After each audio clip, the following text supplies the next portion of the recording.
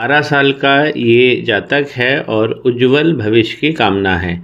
हम देखेंगे इनकी कुंडली में किस प्रकार रोचक तथ्य और महत्वपूर्ण ज्योतिष निकल कर आता है। इनकी जो जन्म हुआ है अश्विन नक्षत्र में हुआ है, बहुत अच्छा नक्षत्र होता है।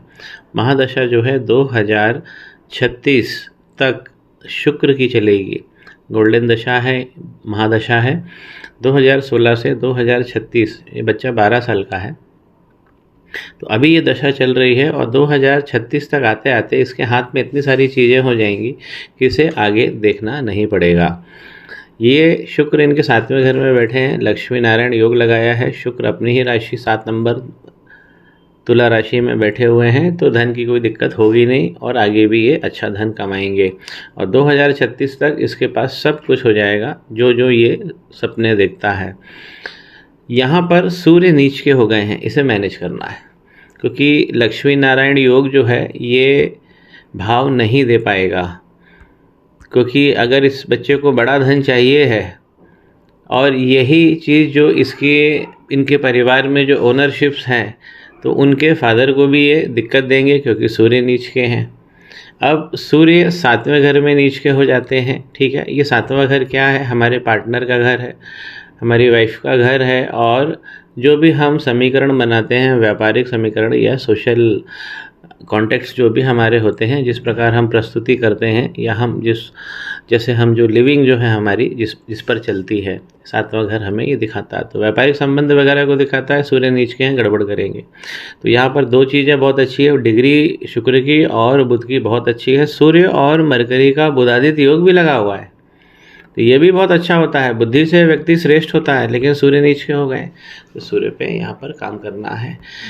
अगर हम प्रारंभ करें तो ये पहला घर ये है और यहाँ पे पहली राशि बनी है मेष राशि। इसके स्वामी बने मंगल। जाकर जहाँ बैठेंगे वो जीवन की धारा हो जाएगी। तो 4थे घर में बैठे हैं, तो 4था घर सुख का घर है, तो इसमें बहुत सारा सुख मिलता है। लेकिन ये जो मंगल यहाँ आकर बैठे हैं लग्नेश, ये 4 नंबर नीच में चले गए हैं। 4था घर क्या है? ये फेफड़े का घर है, हमारे जो लंग्स हैं उसको रिप्रेजेंट करता है। बहुत बड़े हद तक, एक बड़े प्रतिशत में ये हमारे वायु तत्व को भी 4था घर रिप्रेजेंट करता है। तो 4थे घर में मंगल बैठे हुए हैं, यहाँ पर इनको समझना है, हमेशा एक्सरसाइज करना है। ये मंगल इनकी माँ को भी वायु तत्व में तंग जरूर करेंगे, क्योंकि मंगल यहाँ पर बहुत तगड़ा भाव देते हैं। तो मंगल नीच के हो गए हैं। अब मंगल जब नीच के हो गए तो हमें ये भी देखना चाहिए कि मंगल किन किन घरों को रिप्रेजेंट कर रहे हैं। तो उनकी पहली राशि तो मेष है, तो लग्नेश ही जाकर नीच में बैठ गया है, तो ये गड़बड़ हो गई है। यहाँ पर इन्हें काम करना है, रेमेडी करना है। 8वां नंबर ये वाला जो घर है, यहाँ वृश्चिक राशि, इसके स्वामी भी मंगल हैं।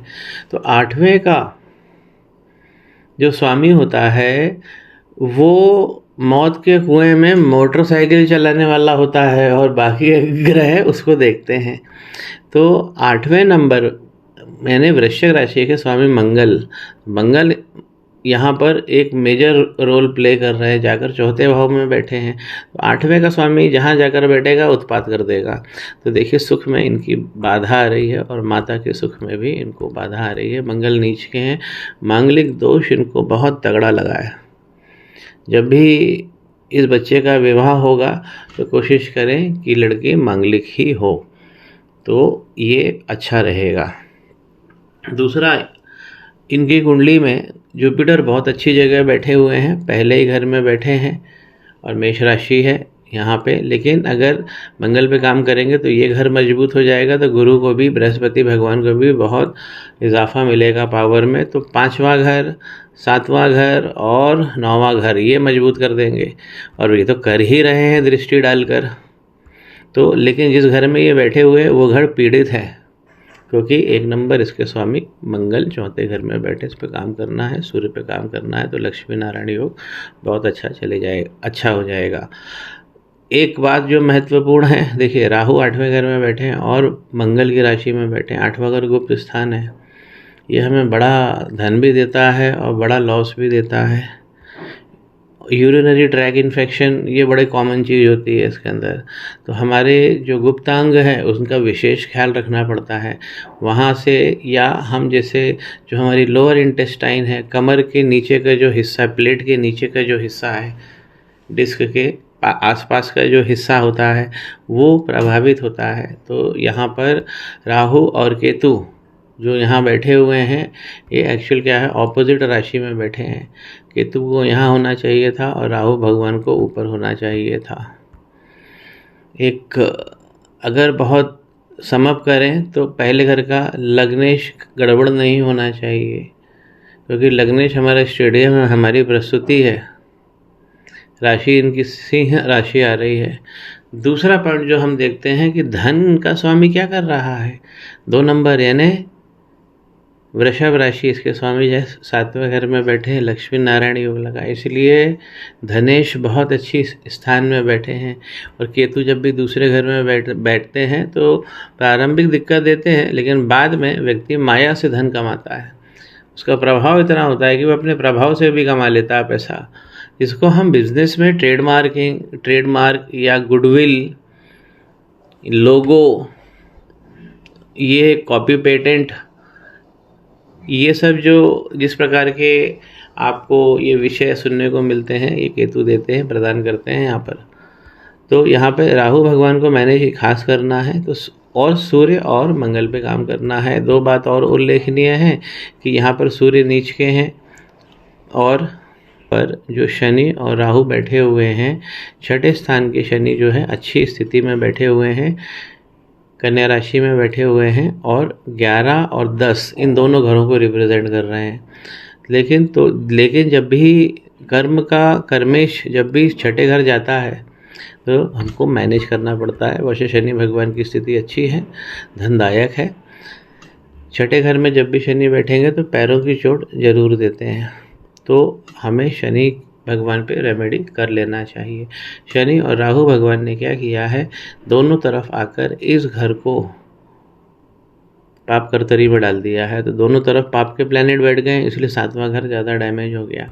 सूर्य चित्रा नक्षत्र में, वो भी मंगल का नक्षत्र, मंगल यहाँ पे गड़बड़ बैठे हुए हैं।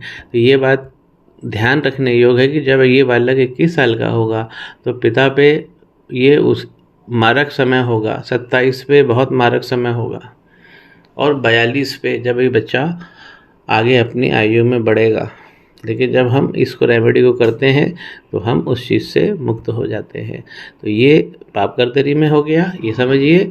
और यहाँ मंगल और शनि होने से ही 5वां घर जो है, तो इसकी जो संतानें हैं वो भी, इसकी जो विद्या है वो भी पाप कर्तरी में चली गई, क्योंकि 5वें घर के आगे इसका प्रेम पाप कर्तरी में चला गया। तो दोनों तरफ पाप के प्लैनेट बैठे हुए हैं, इसीलिए 5वां घर मैनेज करना है। तो जब हम मंगल पे काम करेंगे और सूर्य पे काम करेंगे तो यहाँ पे शनि राहु पर भी रेमेडी कर लेंगे। तो इससे क्या होता है, पाप कर्तरी खत्म होगा और जो हमारा 5वां घर है और 7वां घर है ये मजबूत हो जाएगा, भविष्य आगे उज्जवल होगा।